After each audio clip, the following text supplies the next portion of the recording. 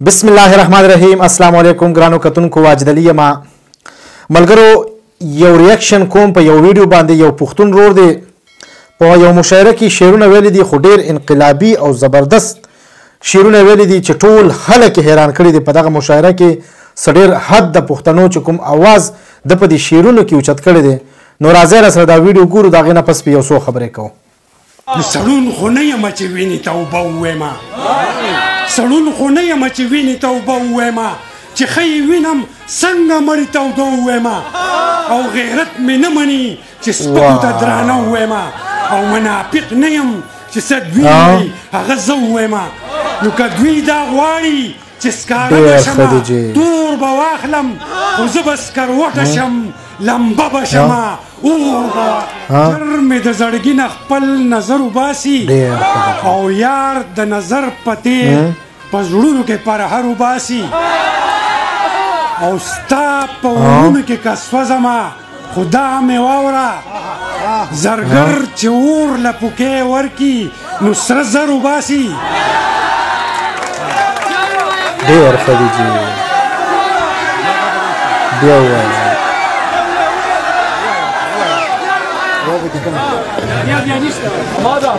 او چې مې د ملک په بربادۍ کې خپل ښکرونه ګوري، پښتون د داسې ښکرور سړي نه ښکر وباسي. نظم ډېر زبردست. د پاک وطن په بدنامۍ غزل لیکلی نشم، د مسلمان په بېبسۍ غزل لیکلی نشم، د پښتنو په بربادۍ غزل لیکلی نشم، او په مصیبت کې په مستۍ غزل لیکلی نشم. نو دلته د غم د پاسه غم دی، زه به څه ولیکم؟ په هر ستم پسې ستم دی، زه به څه ولیکم؟ او بې وفا شوی ټول علم دی، زه به څه ولیکم؟ او په اوښکو لوند چې مې قلم دی، زه به څه ولیکم؟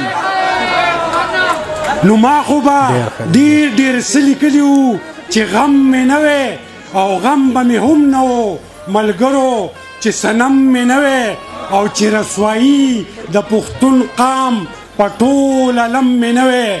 نو قلم په خوله شم، قلم په خوله شم چې په غم کې لیکل څنګه کیږي، او د رور پر لاس باندې د روڼو وجل څنګه کیږي، او د زړه په سړکو او په درد کې خندل څنګه کیږي، او د اوښکو ډکې سترګې یار ته کتل څنګه کیږي.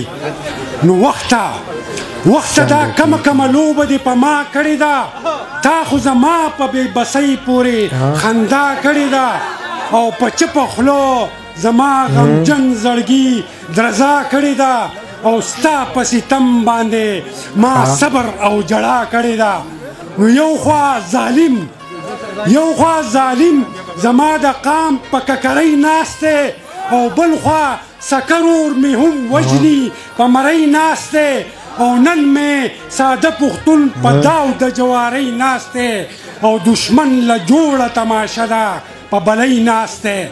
نو هر یو ظالم مې د قام خلک وار په وار وژني، او څوک مې چاړه په مرۍ کیږي، څوک په دار وژني، او څوک مې د کور په درشل وژني، څوک په لار وژني، او یو پښتون راله د سر او د دستار وژني.